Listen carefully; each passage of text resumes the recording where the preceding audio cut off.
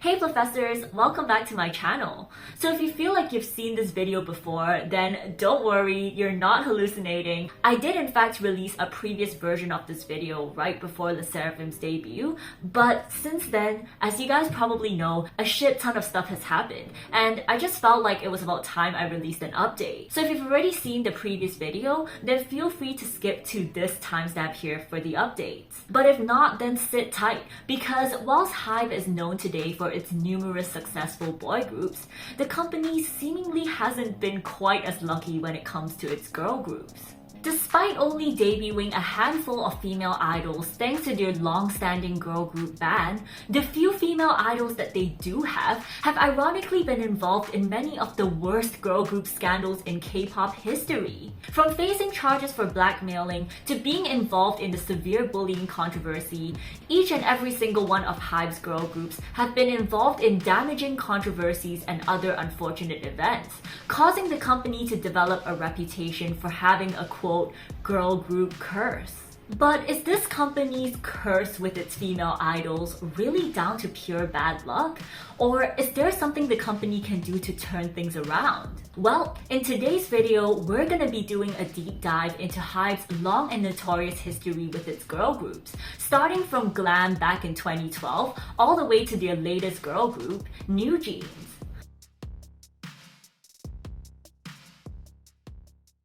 But before we begin, I wanted to give a quick shout out to today's sponsor, CyberGhost VPN. So CyberGhost is currently my go-to VPN. But before I tell you about CyberGhost, you're probably wondering, what is a VPN in the first place? Well, a VPN, or a virtual private network, basically acts like a secure tunnel for all of your internet traffic. This ensures that your personal data, including your IP address, usernames, passwords, and browsing history, are encrypted and kept safe from potential hackers. A VPN also allows you to basically virtually travel the globe and access content that may not be available in your region. So for instance, I was recently really excited to watch House of Dragons until I found out it still wasn't available here in Hong Kong. But luckily, with CyberGhost VPN, I was able to switch my location to the UK, where I found that it was available on Now TV. Okay, so as you can tell, having a VPN is great. But why CyberGhost? Well, one of the things that I love about CyberGhost is that it's actually compatible with all platforms, including Windows, Mac OS, iOS, Android, etc. And you can use one subscription on up to 7 devices, meaning that you can basically share your account with multiple friends and family members. But best of all, CyberGhost VPN is also currently offering their most amazing deal ever at just $2.23 a month plus 4 months free. And the subscription also comes with 24/7 customer support and a 45-day money-back guarantee. So what are you waiting for? Be sure to grab this exclusive offer by clicking on the link in my description. Thank you to CyberGhost for sponsoring this video, and without further ado, let's jump straight into today's story, starting with the first girl group, Glam. So back in the late 2000s, HYBE as we know it today did not exist. Instead, we had Big Hit Entertainment, and they were just a small entertainment company that mostly assisted in the management and production of artists from larger companies. One of the groups that they happened to work with was actually the Wonder Girls, who were one of the biggest K-pop stars at the time. And I guess this must have inspired Big Hit's CEO Bang PD to take an interest in the girl group market, which was why at some point he finally decided to debut his very own girl group, which he named Glam. This was a huge undertaking for Bang PD. After all, it was his first time producing a group from scratch, and he wanted it to be perfect. So he allegedly spent over 3 years producing their debut album and concept. Finally, in July of 2012, Glam made their debut with 5 members, Jiyeon, Zinni, Trinity, Dahi, and Miso, and they released the song Party XXO.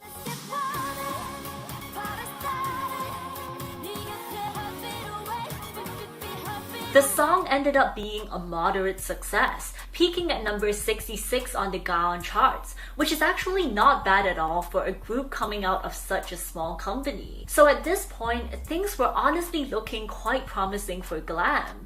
But sadly, it wasn't long before they got into their first scandal. In December of 2012, just 5 months after their debut, one of the members, Trinity, abruptly left the group.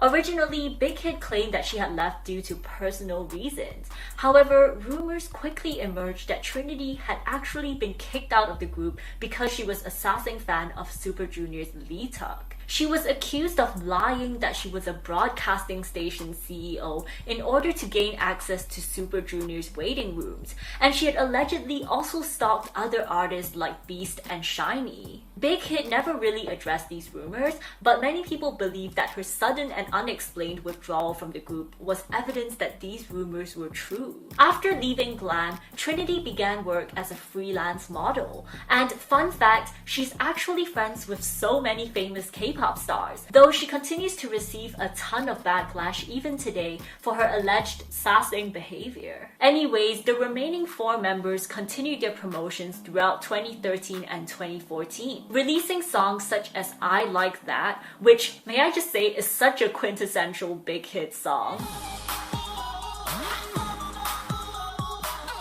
In front of the mirror,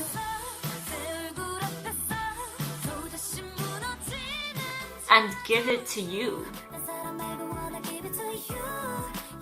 These songs also ended up becoming moderately successful, and although I wouldn't really say Glam was a super popular group at this point, they were slowly getting there. Like, they were building up a fan base, releasing good songs, and it looked like they were beginning to bounce back after Trinity's sassing scandal. But just when things were finally getting back on track for Glam, they were then hit with an even bigger controversy when another member ended up getting arrested for blackmail and extortion. So it all started on September 2nd, 2014, when famous actor Yi Byung-hoon made a report to the Gangnam police station, claiming that he had been blackmailed by 2 women for 5 billion won. And these 2 women were quickly revealed to be none other than Glam member Dahi and her friend, a model by the name of Yi Ji-yeon.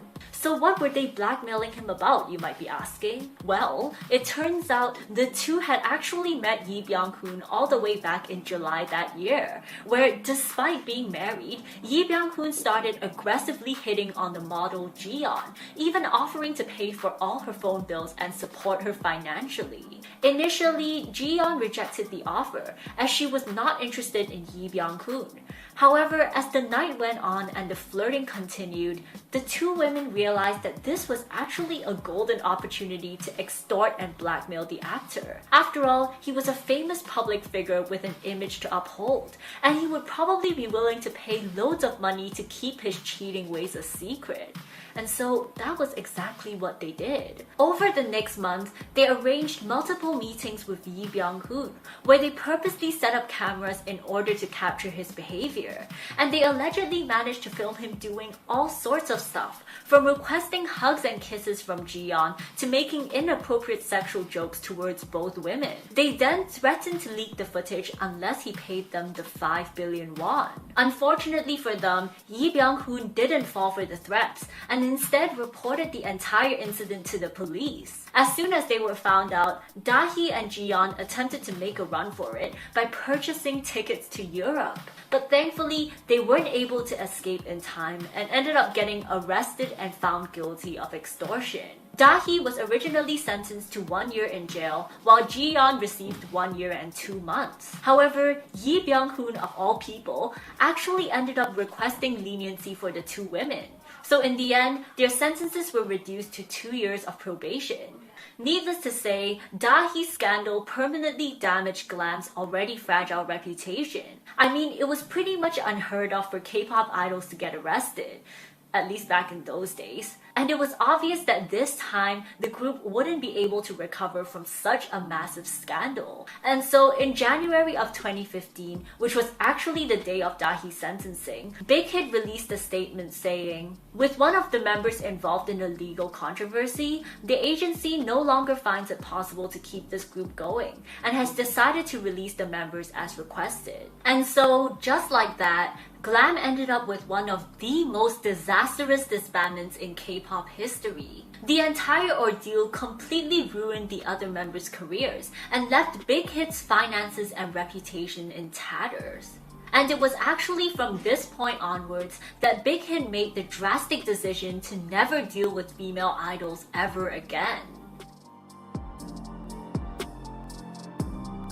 Big Hit didn't waste any time putting their plans into action. They immediately changed all audition requirements to state that only males would be eligible, and they even transferred all their female trainees to another agency called Source Music. Now, was it a bit drastic to boycott all females just because of Glam? Probably. After all, not all females are the same. I'm a woman and I don't go around blackmailing people. But I would like to think that Big Hit wasn't making this decision out of sexism, but rather because they considered their management of Glam a failure. Perhaps the experience made them lose confidence in their ability to manage girl groups. And, in that case, I actually agree that it might just be better to acknowledge your weaknesses rather than force yourself to manage girl groups even if you're not good at it and end up risking even more female idols' careers in the future.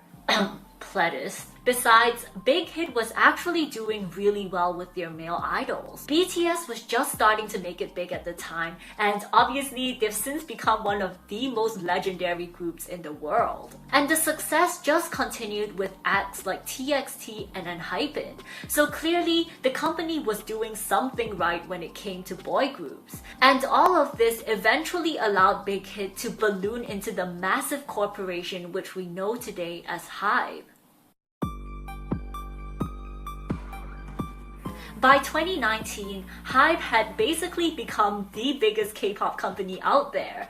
And I guess this was when they realized it was time for them to expand their portfolio past just boy groups. They needed soloists, actors, hip-hop artists, and possibly even girl groups. I mean, the girl group market is huge, and at some point, HYBE must have realized that they could no longer ignore this massive segment of the K-pop industry. But after their terrible experience with Glam, they probably still felt incapable of managing girl groups on their own. Thankfully though, they were now rich enough that they could just acquire companies that actually had expertise in this field. And so, HYBE began purchasing companies left and right, and one of the first companies they purchased was Source Music. Source Music is well known for their girl group G-Friend, who had become one of the most popular and respected groups in K-pop. Now, if you recall, back when Big Hit first began their girl group boycott, they had actually transferred all their female trainees to Source Music. And two of those trainees, Eunha and Shinbi, actually ended up debuting with G-Friend. So I guess HYBE was really impressed that Source Music had been able to create such a successful group out of their trainees. And they felt like this entertainment company would be the perfect way for them to expand into the girl group market. So this was how G-Friend technically became the second girl group to be managed by HYBE. And this was followed shortly after by Fromis9, who was acquired when HYBE bought their label Pledis Entertainment in 2020. Though I can't imagine Pledis Entertainment was acquired for their girl group managing skills. Anyways, initially, when fans found out that G-Friend and Fromis9 were now a part of HYBE, they were actually really excited. After all, HYBE is such a rich company, and they believed that joining HYBE would allow these girl groups to have even better quality comebacks and potentially take their careers to the next level. However, things pretty much remained the same afterwards, and joining the label didn't really improve their careers as much as fans had hoped. In fact, if anything, things actually got worse for G-Friend when they ended up abruptly disbanding in 2021, just 2 years after being under HYBE. Up until today, the reasons for the disbandment remain a mystery. G-Friend was still extremely popular and profitable at the time, so from a business standpoint, it didn't really seem to make sense. People also speculated that it might have been the members' decisions to split up. However, it was later revealed that even the members themselves were completely blindsided by the decision, so it couldn't have been that either. Overall, the entire disbandment just seemed really illogical and also very unfair, because the members were just let go without notice and forced to rebuild their careers from scratch. Thankfully, the members have all managed to sign on to new companies and have somewhat relaunched their careers. However, their fans obviously still remain really angry at HYBE for GFriend's disbandment, and many people wondered why HYBE even bothered acquiring Source Music in the first place if they were just going to get rid of their only group. Well, the answer would soon become clear, because just a few months after Source Music had been acquired, HYBE held their first girl group auditions in over a decade. The audition was named the Plus Global Audition, and the aim was to recruit new female trainees to join the Source Music subsidiary. Additionally, there were also rumors that some IZ*ONE members had signed to HYBE under Source Music. So honestly, I don't think HYBE acquired Source Music because they ever wanted GFriend or cared about GFriend. I mean, as much as it sucks to say this, oftentimes the artists aren't actually the most important asset in a company. They are still the staff, the experience, the industry knowledge, the expertise, and that was clearly what HYBE was looking for when they acquired Source Music. In fact, it seems that they had plans all along to make Source Music the subsidiary for the upcoming girl groups, because it wasn't long before HYBE announced that a new girl group would in fact be debuting under the Source Music division. In March this year, HYBE announced that the new girl group would be called LE SSERAFIM, which is apparently the letters for I'm Fearless, but just mixed around. The 6-member group consisted of big names like former IZ*ONE members Sakura and Chaewon, as well as Produce 48 contestant Yoonjin. It was clear that HYBE had gone all out to recruit a star-studded lineup, and with Source Music now completely dedicated to the group, could this finally be the group to break HYBE's bad track record with female idols so far? Well, let's just say that video aged like milk, because LE SSERAFIM's debut ended up becoming perhaps one of the messiest and most scandalous in K-pop history. So what happened? Well, initially, everything seemed to be going to plan, and LE SSERAFIM quickly made headlines as the most anticipated rookie group of the year. With public interest at an all-time high and LE SSERAFIM's debut just right around the corner, HYBE began releasing individual teasers for all 6 members of LE SSERAFIM, with the plan to introduce the remaining 3 members, Garam, Eunchae, and Kazuha, to the public for the first time. However, the company couldn't even get round to releasing all the teasers before a massive scandal broke out. It all started just 2 teasers in, when member Garam was revealed. Mere hours after her teasers were released, numerous accusations began to pop up about Garam's past, ranging from her engaging in delinquent behaviors, to speaking badly of other idols, to being a school bully. And we all know how viral bullying accusations are in K-pop, so needless to say, the rumors spread like wildfire and quickly snowballed into a full-blown controversy. In a panic, HYBE released their first statement where they claimed that after investigating the situation for less than a day, they came to the conclusion that Garam had in fact been the victim rather than the bully, and that all the photos and supposed evidence circulating the internet had in fact been maliciously edited. However, they failed to provide any convincing evidence to back up their version of events, and as more rumors and accusations continued to pop up, HYBE instead resorted to threatening legal action. Several minors reported getting cease and desist letters from Source Music, and there were even allegations that HYBE officials had visited Garam's school to threaten students to remain silent. Perhaps the company thought that the legal threats would put a stop to the controversy, but if you know anything about the internet, then you would have probably guessed that that did not happen. And if anything, it actually led to more criticism, with many claiming that HYBE was taking advantage of their newfound wealth and status to silence victims of bullying. Speculations even began to arise about Garam's connections within HYBE, with many claiming that she must have had some sort of blood connection or bribed some HYBE officials to justify why they were going to such lengths to protect her. As the scandal continued to rage on, more alleged evidence continued to surface, the most damning of which was a cropped photo of a document that emerged on the 15th of May. The document showed that Garam had been summoned for a disciplinary meeting regarding a school violence incident, of which she was listed as the perpetrator. Then on the 19th of May, an individual who went by the alias of Yu In-so lawyered up and came forward claiming to be the victim in said school violence incident. She demanded an official apology from HYBE and Garam and stated that all the denials of bullying from HYBE and the Garam fans felt like a second attack and had actually triggered her to attempt suicide. She also talked more about her bullying experience with Garam, claiming that she actually had to transfer schools due to Garam's bullying, and confirmed that Garam had indeed attended a disciplinary meeting in June of 2018, during which she was given 6 hours of special education in line with, quote, level 5 disciplinary action. For some context, there are a total of 9 disciplinary levels as outlined in Korea's Act on the Prevention of and Countermeasures Against Violence in Schools. These 9 disciplinary levels are generally supposed to increase in severity, with level 9, expulsion, being the most severe. Now, considering Garam had supposedly received the 5th out of 9 levels, most netizens took this to mean that her offense must have been on the severe end of the spectrum. And this, coupled with the fact that there was actually photo evidence of the document and the fact that the victim had come forward and hired a lawyer, made many people fully convinced at this point that Garam was indeed the school bully she was rumored to be, and outrage continued to increase, with many Le Sserafim fans even requesting that Garam be removed from the group altogether. People were also angry at HYBE for re-victimizing In-so by denying all the rumors to the point that she had attempted suicide, and many begged HYBE to just apologize already before the victim attempts suicide again.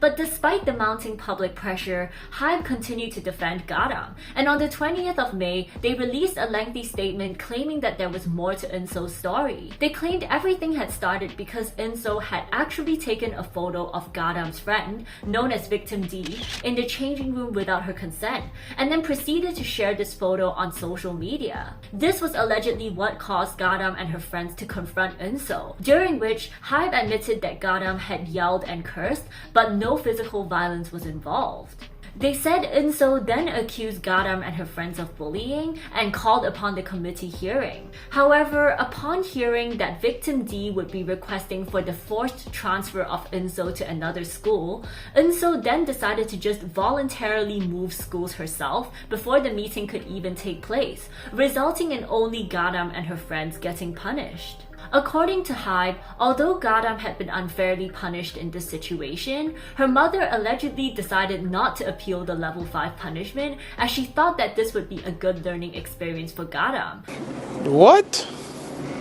HYBE ended their statement by emphasizing that all the claims against Garam were untrue and even stated that they had evidence and witnesses to back up their story, though said evidence was never actually released. Perhaps HYBE believed that this statement would be able to shift public opinion back in Garam's favor, but most netizens just found the statement unconvincing and contradictory, and many people began poking holes in the story. Some pointed out that it didn't make sense for In-so to get off scot-free for what was essentially child pornography, while Garam received punishments for something as trivial as swearing. Meanwhile, others remained doubtful that Garam's mother would have really accepted such a severe punishment for her child had the circumstances been as unfair as HYBE made it out to be, especially since the level 5 punishment would permanently remain on Garam's school record and potentially affect her future opportunities.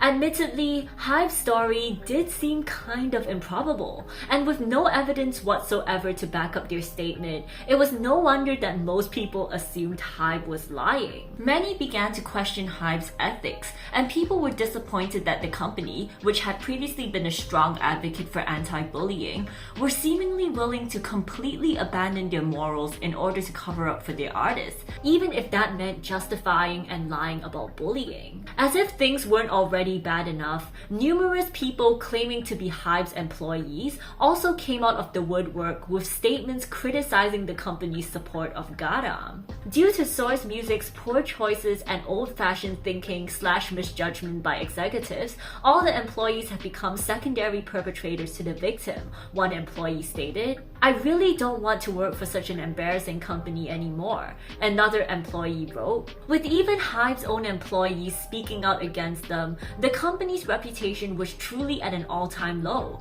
and the controversy just seemed to be getting worse by the day. In fact, at this point, the scandal had become so big that it had completely overshadowed LE SSERAFIM's actual debut. NANI? The group, which had debuted amidst the scandal on the 2nd of May, had somewhat underperformed, only charting at a disappointing 85th during their first week of debut. Many netizens were hesitant to support LE SSERAFIM due to the bullying scandal, and some even chose to boycott the group entirely. And the people who actually watched LE SSERAFIM's music video and live stages were mostly doing so in order to analyze Garam's facial expressions and interactions with others, rather than out of genuine support for the group. It seemed even HYBE's attempts to recruit big names like Sakura and Chaewon into LE SSERAFIM hadn't worked, as most of the attention that had previously surrounded these famous members had now been redirected to Garam instead. From news articles to the top comments, all people seemed to talk about when it came to LE SSERAFIM was Garam and her bullying scandal. Clearly, the controversy was having a severe impact on LE SSERAFIM, and seeing as to how things weren't dying down anytime soon, HYBE finally announced on the 23rd of May that they would be putting Garam on hiatus as they reportedly discussed settlements with the alleged victim Eunso. But this too was yet another bad move on HYBE's part, as it seemed to further prove netizens' suspicions that the bullying accusations were true. After all, it seemed strange that HYBE, who had previously taken such a hardline stance and threatened to sue the victim, were now suddenly backpedaling and offering a settlement instead. But if they settle, doesn't it mean Garam is guilty of bullying? I just don't understand it. If she isn't guilty, wouldn't HYBE fight it and try to prove that? Netizens questioned. So by this point, HYBE and Garam's reputations were deep in the gutter. But if there was one positive, at least Garam's hiatus did seem to have a good impact on the rest of LE SSERAFIM. Fans were much more willing to support the group now that it was quote unproblematic, and many even claimed that they preferred the live performances and dance formations with just 5 members. LE SSERAFIM's image immediately started improving, and their songs even began rising up the charts the very next day. As the weeks went by and LE SSERAFIM's fanbase continued to grow, Garam's fate hung in the balance. People were now more certain than ever that they did not want Garam back in the group, as it would erase all the progress that LE SSERAFIM had made since her hiatus. But based on HYBE's actions so far, people were not holding out hope, and everyone expected the company to continue standing by Garam's side. So you can only imagine the shock when on the 20th of July, HYBE unexpectedly announced that they had actually decided to terminate Garam's contract and she would be permanently leaving LE SSERAFIM. If there was still any shred of doubt about Garam's past as a bully, then this decision surely served as a final confirmation of her guilt. After all, if even HYBE, the company which had been so adamantly defending Garam, had given up, then surely the bullying allegations must have been true, right? It seemed as if justice had finally been served, and celebrations broke out across social media. The victim had won, the bully had been booted out from her group, and LE SSERAFIM could finally continue their careers in peace. What a great ending to a terrible situation. Or was it? Over the coming months, unexpected information started to arise, showing that the situation may not have been as one-sided as everyone believed. Remember that cropped photo of the disciplinary meeting document from earlier? Well, on the 10th of August, someone claiming to be Garam's friend uploaded the supposed full version of the disciplinary meeting document on Instagram, which, believe it or not, appears to confirm HYBE's story about Garam standing up for her friend. It was also revealed that the level 5 punishment Garam received was not in fact tied to severity like people had originally believed. While it is true that that in general, most of the punishments are handed out to students based on the severity of their offense, level 2 and level 5 punishments are actually the exception and are given as standalone or add-on measures for any student.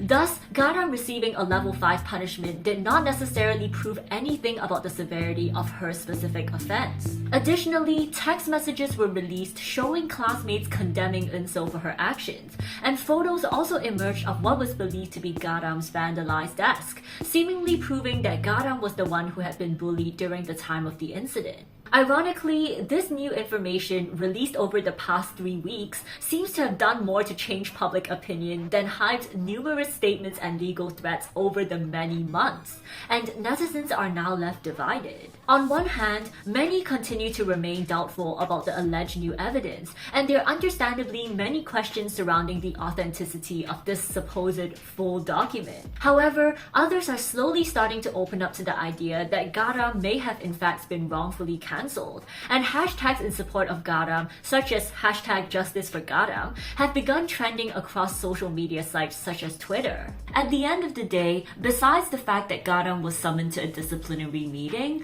everything else surrounding this bullying scandal really remains a he said, she said situation, and none of the quote evidence provided by either side has actually been officially verified, so it is difficult for us to make a definitive judgment as to whether Garam was right or wrong. Besides, this video isn't even about Garam, it's about HYBE, and regardless of whether or not you believe Garam was a bully, what I think everyone can agree on is just how badly HYBE handled the situation. The thing is, Garam's level 5 punishment would have been on her school records, which could easily have been uncovered had the company done a simple background check before her debut. And as soon as they discovered this, they pretty much only had 2 good options. One, they could kick Garam out before Le Seraphim's debut. Now, this would obviously mean that they would lose Garam as a member, but it would also avoid the entire bullying scandal altogether.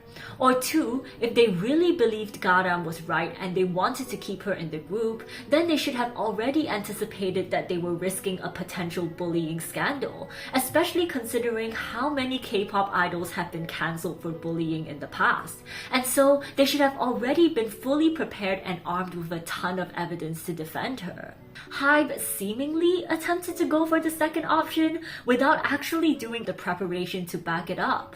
The full disciplinary document, that should have been released by HYBE. The clarifications regarding level 5 punishments, that should have been done by HYBE. Everything Garam's friend is doing should have been done by HYBE. Worse yet, the company continuously threw out legal threats here and there, only to not follow through with any actual lawsuits, which just further made it seem like they didn't actually have any evidence on their end. And then when things predictably didn't work out, they then resorted to option 1, kicking Garam out. The irony is, despite technically attempting both options, they didn't reap the benefits of either, as they neither managed to keep Garam nor avoid controversy in the end. But perhaps what was most shocking of all was that HYBE was seemingly unaware about Garam's history in the first place. If we rewind back to HYBE's initial statement regarding the controversy, they said, and I quote, "Since yesterday, when the online rumors surrounding Kim Garam were first raised, HYBE has made efforts to confirm the facts." These facts should have been confirmed way before. The fact that they only started, quote, yesterday, shows that they either did not conduct a background check on Garam and had no idea she was involved in this, or if they already knew about her level 5 punishment, then did they just not bother to investigate? Did they not want to find out what happened? I mean, you would think that after what happened with Glam, surely HYBE would be extra cautious when it came to the behaviors and background of their idols, but I guess not. Anyways, at this point, HYBE was deservedly facing criticism from all sides. Those who believed Garam was innocent criticized HYBE for abandoning her, while those who believed Garam was guilty were still angry at HYBE's initial support for her, not to mention the Le Seraphim fans, who were just pissed that the group's long-awaited debut had been ruined by this massive scandal. As criticism raged on and the company's stocks continued to plummet, HYBE knew that they needed to do something to divert attention away from the issue. And luckily, they had just the right trick up their sleeves. Another girl group. What could go wrong? On the 22nd of July, HYBE surprised viewers by debuting New Jeans, a 5-member girl group under their newly established sub-label, Adore. The group made their first ever appearance with a splash, coming straight out with a full music video for their song Attention,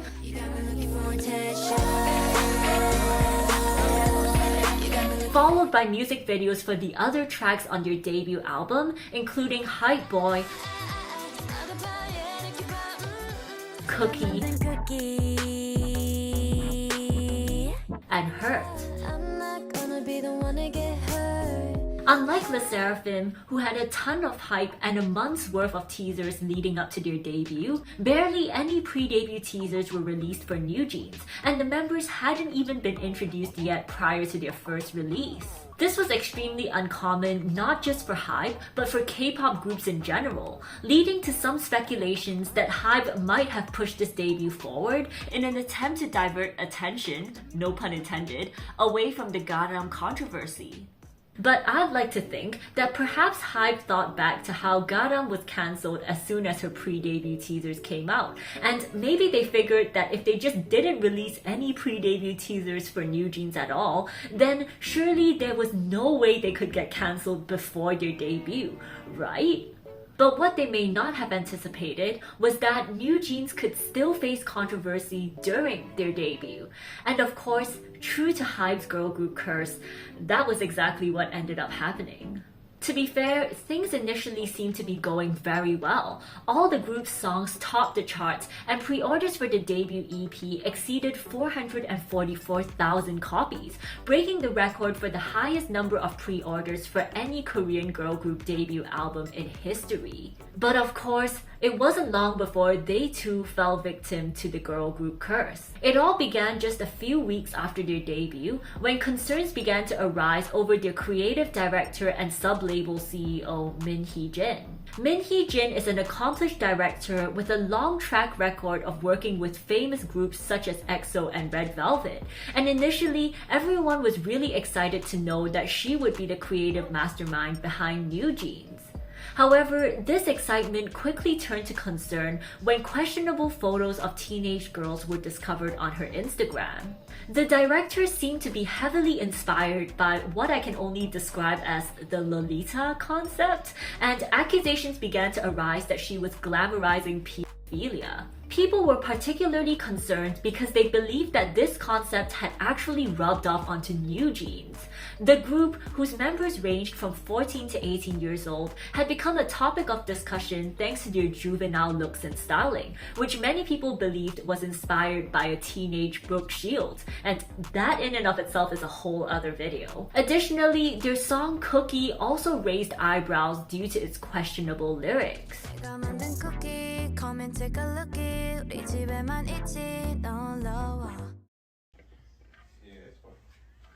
That's weird. For some context, the word cookie is commonly known to be slang for female genitalia, and considering all the other innuendos and double meanings in the lyrics, many believe that the song had a sexual undertone, which was obviously inappropriate for a group containing so many minors. Additionally, netizens began digging up other examples of Min Hee-jin's problematic work prior to New Jeans, such as her involvement in songs like Red Velvet's Ice Cream Cake, which at the time had also been controversial for the sexualization of minors. It was also discovered that Min Hee-jin had previously sent Crystal from FX, who was also a minor at the time, photos of a teenage Brooke Shields as inspiration. Admittedly, all this information was starting to make Min Hee-jin look kind of weird, and as more unsettling and creepy allegations continue to pile up against her, public pressure against HYBE and Adore increased, with many even demanding that Min Hee-jin step down as Adore's CEO. Finally, on the 10th of August, Min Hee-jin came forward with what I can only describe at this point as the typical HYBE response, which was of course threatening legal action. She said that the level of dissemination, profanity, and spread of false information is serious, and that she was in the process of starting civil and criminal lawsuits. Now, to be completely fair, there has been quite a lot of false information spreading across the internet. Some have gone as far as to accuse Min Hee-jin of pedophilia, while others continue to blame her for comebacks that she actually played no part in. So I definitely urge everyone to do their research. However, it is undeniable that New Jeans' styling and lyrics were questionable, and Min Hee-jin would have probably been better off just acknowledging the criticism and promising to be more mindful of the group's concepts in the future. But instead, her threatening response seems to have just fanned the flames, with many now accusing her of using legal action to silence valid criticism. And in fact, HYBE as a whole has faced a ton of backlash lately for their excessive use of legal threats over the past year, especially after they recently announced their new fan reporting system for LE SSERAFIM and New Jeans, which encourages fans to turn in other netizens for anything ranging from defamation to quote ill-intentioned criticism, whatever that means. I have no idea whether HYBE actually sued anyone via this new reporting system, but at least for now, it hasn't seemed to stop people from continuing to talk about LE SSERAFIM and New Jeans scandals, and these controversies continue to remain unresolved up till today. And yeah, that seems to be where the story ends for now. Safe to say, HYBE's string of bad luck with their girl groups is far from over, with each and every single one of them, from Glam all the way to LE SSERAFIM, suffering from scandals, controversies, disbandments, and other unfortunate events. Thankfully, New Jeans and LE SSERAFIM are seemingly beginning to bounce back after their rocky beginnings. However, the constant scandals have definitely made a dent in HYBE's reputation, with many believing that the company's girl group curse isn't actually a curse at all, but rather caused by the company's bad crisis management and poor handling of its female artists. Despite all of this though, the company seems to be more ambitious than ever, announcing that they're planning to debut 2 more new groups by the end of 2022, followed by 4 new groups in 2023, of which at least 2 of them are expected to be girl groups. NANI? Needless to say, this has drawn a lot of backlash and concern from the public. Many have lost faith in HYBE due to their poor handling of recent scandals and believe the company should work harder on managing their current artists as opposed to, quote, mass-producing new groups. And in a sense, I have to agree. I actually received quite a few comments on my previous version of this video claiming that HYBE could not be held responsible for any of these controversies. These commenters claim that it is the sub-labels who are directly in charge of the artists, and HYBE, quote, has no say in what these sub-labels do. However, upon doing a little bit more research, I found that HYBE is in fact the majority shareholder in almost all of its sub-labels, such as G-Friend/LE SSERAFIM's agency Source Music, which it owns 80% of, and New Jeans company Adore, which it owns 100% of. This means that even though each sub-label CEO may be responsible for the day-to-day operations of his or her company, they ultimately have to report to HYBE. And HYBE is technically the one who has the power to approve or veto almost any of their decisions. However, based on HYBE's recent statements, it seems the company is currently going with the strategy of allowing each sub-label to maintain their independence and freedom. 그래서 각 레이블은 독립성과 독창성을 유지, 강화하는 데 초점을 맞추고 하이브의 안정된 운영 시스템을 통해 각 레이블의 크리에이티브 활동을 지원하는 식으로 운영됩니다. Perhaps they're doing this because they want to encourage creativity and diversity within the company, but this lack of oversight could also be the reason behind the mishandling of scandals so far. After all, many of these sub-labels are either new or small companies, which may not have much experience with things like crisis management and public relations, and would probably benefit from the guidance of a bigger company like HYBE. Although HYBE themselves arguably aren't all that experienced either. But either way, I think most of us would agree that it's probably best for HYBE to focus on managing and nurturing their current artists and sub-labels before trying to expand any further and put any more girl groups at risk. But of course, these are just my opinions, and I'm totally aware that there's so much more to running a company that I may not have considered or might not even be aware of. So I'm interested to know what you guys think. Do you agree that HYBE could have done things differently when it came to their girl groups, or do you believe that the company was simply unlucky? Let me know in the comment section down below. If you enjoyed this video, then please give it a thumbs up and subscribe. Don't forget to follow me on social media. And last but not least, huge thanks to CyberGhost VPN for sponsoring today's video. Be sure to check out the link in the description to grab their exclusive deal today. And with that said, I'll see you guys soon. Bye! Thank you for watching, and special thanks to my Patreon members for supporting my channel. If you'd like to watch reaction videos and other bonus content, then be sure to check that out on my Patreon.